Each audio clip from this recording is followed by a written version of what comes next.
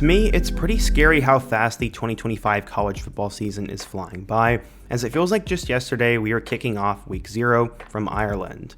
There have been a lot of crazy storylines in 2025 so far, and honestly a lot of crazy weekends in college football, but this weekend, Saturday, October 4th, has been especially crazy in my opinion. There have been some crazy upsets in some key games today that I think shape the rest of the college football season and will have a major ripple effect on the sport. Today, I want to talk about some of the craziness that happened, but before we get started, if you're a big fan of college football, be sure to subscribe to the channel, leave a like if you support today's video, and let me know what player, team, topic, or situation I can cover next. Now let's go ahead and get started and talk about college football going crazy today. Okay, so I feel like the first game we need to talk about is UCLA versus Penn State. I know I dropped a Penn State video a couple of hours ago, and you guys should check that one out, but Penn State's loss to UCLA today is historic. I cannot remember the last time an 0-4 team, a top 10 team, and this just so happens to happen to Penn State, who just had a back-breaking loss to Oregon during their whiteout game.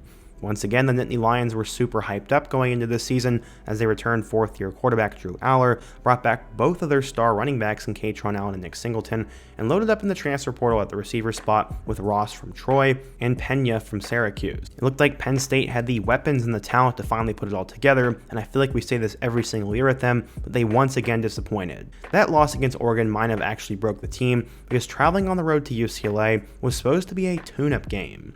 UCLA was 0-4, had a complete bust of a quarterback in Nico Iamaleava, everything was totally messed up, they just fired their head coach, and they had a ton of unexperienced people calling plays. Instead of this being a game that was over by halftime though, UCLA got off to a commanding lead, and honestly, Penn State was lucky to get back in it. UCLA didn't execute, they had that block punt, and then they botched it at the end. The Bruins did come up when it mattered most though, as they made a huge stop on 4th down, and then they had that weird safety call, but it would end up working as they won 42-37. Penn State just added a terrible loss to the resume, and a second loss in general, which will hurt their college football playoff chances, and they now probably need to beat both Ohio State and Indiana if they want to get in. This loss to UCLA absolutely crushes them and could be the straw that breaks the camel's back for James Franklin. If Franklin cannot manage to win 10 games this year, I think there's a decent chance they finally pull the plug and fire him because he just can't seemingly figure out how to win the biggest games, and Penn State fans are truly tired of it at this point. The second game I feel like we need to talk about is Texas versus Florida. I did my prediction video this past week, and I said I thought there was a good chance that Florida could beat them. I didn't outright pick it, but I would not be shocked if Florida won the game. All offseason I heard about how Texas was supposed to be better than they were last year, and personally on a lot of the videos I made, I said I was worried about Arch Manning not being that good, I was worried about the receiver core, and I was worried they weren't going to be able to execute like they did last year. I got tons and tons of hate comments in the comment section below, calling me a hater, saying I was an idiot and all that kind of jazz, and it looks like at this point I might be right. Beating Ohio State on the road was always going to be impossible, but losing a game to a 1-3 Florida team, now that's crossing some sort of line. DJ Lagway has struggled horrendously in 2025 so far, and Florida has really shot themselves in the foot. There were multiple times where I felt like Florida was trying to lose this game, but then Arch Manning would make a play and ruin Texas's chance. Manning has not been very good this year, as today he had 263 yards with 2 touchdowns and 3 picks, and could have easily had a third interception that really would have cost them the game.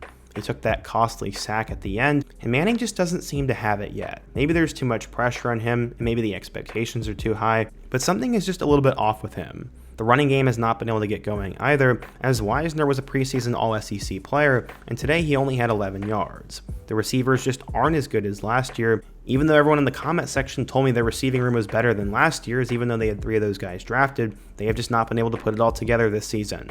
I'm not trying to hate on Texas by any means, but I felt putting them at number 1 was setting them up to fail. We also have to give Florida some credit, as they have a ridiculously hard schedule this year, and Coach Billy Napier is truly coaching for his job. Pretty much everyone assumes he's going to get fired, but now they are 2-3 and 1-1 in the SEC, and they prove that they can compete with the best.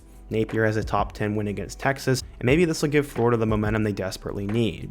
The schedule doesn't get any easier though, as they play A&M, Georgia, Ole Miss, Tennessee, and Florida State to finish the season, but who knows? The games still have to be played, and there is a path for Florida to make a bowl game if they can play like they did today. I spoke too soon when I made a video about Scott Satterfield being the hire that destroyed Cincinnati football. I mean, at the time in week 1, it really looked like it, as their offense was dead in the water, and it was looking like a third straight poor season for him. Well, Satterfield has completely proved me wrong, as now Cincinnati is 4-1, and they just knocked off an undefeated Iowa State team. Cincinnati has wins over Bowling Green, Northwestern State, Kansas, and Iowa State, and the last 2 weeks have been great for them. They came back and beat the Jayhawks, and then this week they held off a comeback from Iowa State. I honestly really like what Matt Campbell has done, and I think it's really cool to see Iowa State successful, but at the same time, I kind of thought they were fraudulent this year. I think Rocco Beck is a fine quarterback, but I don't think he really has that it factor, and they sort of skated by a little bit so far this year. They could have easily lost to Kansas State, and for some reason they struggled with Arkansas State. And in my prediction video this past week, I did pick the Bearcats to win, even though that honestly wasn't that crazy. I'm not going to sit here and make some bold claim that Iowa State season is over, but now all of a sudden things get a little bit more tricky for them. They're now no longer in first place in the Big 12, and they really have to execute if they want to get back to the Big 12 championship and potentially have a college football playoff berth. This is honestly a much bigger win for Cincinnati though, as they should jump into the rankings, and they are now first in the Big 12. Brendan Sorsby is honestly proving to be a really good quarterback, and the Bearcats' schedule isn't that horrible to finish the season. They get Oklahoma State, they get UCF, and they get Arizona. Games against Baylor, Utah, TCU, and BYU will be difficult, but nothing really seems impossible. Cincinnati is now a dark horse for this year's playoff, and I bet they really wish they had the end of that Nebraska game back. The fourth game I want to talk about today is the Virginia versus Louisville matchup. I don't know if you guys planned on watching this game, but I thought this was one of the more intriguing games of the weekend. Virginia had a huge victory over Florida State last week and jumped into the polls for the first time since 2019, and Louisville was still undefeated. This game honestly had college football playoff implications because these are two of the teams fighting for the top of the ACC.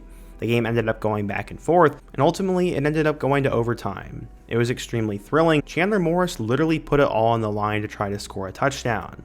I'm not sure the severity of his injury, but his backup quarterback came in, and then they gave a direct handoff to their running back, who ended up going in for a touchdown and ultimately the win. Number 24 Virginia won 30-27, giving Louisville their first loss, but now Virginia is having a special season. Honestly, Tony Elliott has gotten a lot of flack the last few years, and for the Cavs to be 5-1 and 3-0 in the ACC, this is a huge deal.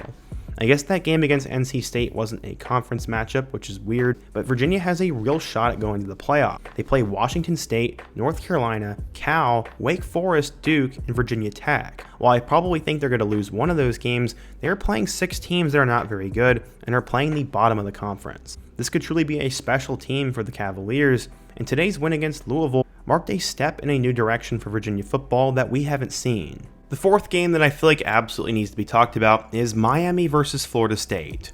This is one of the more hyped up games of this weekend, and many thought the Noles had a chance to pull off an upset here. After beating Alabama in week 1, Florida State might have been a little bit overinflated as they lost last weekend to Virginia, and this week they didn't really do anything until the end of the game. To be honest, this felt a lot like Indiana versus Notre Dame last year, where the score was close at the end, but all the work was done when the game was sort of over. Castellanos didn't really look all that great until the end of the game, and Miami sort of dominated this game from start to finish. The Canes have a legit argument at being the best team in college football, as they've now beat Florida, USF, Notre Dame, and Florida State. Carson Beck looks really good at quarterback. They seemingly have figured out the defense, and they have a lot of momentum right now. The ACC is also pretty weak this season, so I really do think Miami has a good chance at making the college football playoff and potentially finishing as the #1 team in the country. Florida State, on the other hand, has some things to figure out. Castellanos may not be as good as advertised, the running game still hasn't exactly taken off, and now they're 3-2. Florida State's schedule isn't horrible to end the year, as besides road games against Clemson and Florida, there's nothing that really scares me that much, but if they do want to make the college football playoff, they probably have to win out at this point. Up next, we had a huge showdown between Vanderbilt and Alabama. I know it's super crazy to say, but Vanderbilt was 5-0 and ranked number 16 in the country. Game day was even in Tuscaloosa for this matchup because last year's game was so memorable. Diego Pavia led the Commodores to an upset against the #1 Crimson Tide, and he had led Vanderbilt back to a good season. We're wondering if they could pull off an upset in Tuscaloosa. That would not end up happening, as Bama ended up being the better team, but it was close. Honestly, Alabama has proven a lot in these last 2 weeks, as beating Georgia on the road and beating Vanderbilt at home is honestly huge for them. They've proven that they still have what it takes to be a dominant team in the SEC. DeBoer is gaining a little bit more job security with each week, and it seems that they're just gelling more. The Florida State game is looking more and more like a fluke performance, and we'll find out a lot more about Bama next week as they travel to an undefeated Missouri team. As a Mizzou fan, I am super excited for that game, and it could be one of the best matchups of next week. For Vanderbilt, I still think they're going to have a good season, but as I've been saying over the last couple of weeks, I think they're probably only going to get about 7 wins. I know their story is great, but their schedule is also really hard, as they have LSU, Mizzou, Texas, Auburn, and Tennessee left on the schedule. The only game I think they're really guaranteed to win is that Kentucky one. That still means that they'll be going to a bowl game, but my takeaway from this week is that Bama is legit and Vanderbilt still has a ways to go. This is the 5th video I have made today, so I'm really starting to get tired, but I have a couple more takeaways. I think Texas Tech went out and made a statement on the road against Houston, winning 35-11. Illinois survived a trap game on the road against Purdue, 43-27. Pittsburgh came out firing with a true freshman quarterback. Clemson might be starting to figure things out. Baylor is finding a way to win close games. Nebraska might be a real contender in the Big Ten. And Ohio State is really good at football. Obviously, I could go a lot more in depth, but those are some of my takeaways from a crazy day of college football, and I hope you guys enjoyed today's video and all of today's action, and let me know your thoughts. What were your takeaways from today? What's a video topic I should cover this upcoming week on the channel? And before you go, don't forget to also leave a like, subscribe if you're new, and check out one of the videos on the end screen. Hope to see you guys again soon, but until next time, peace.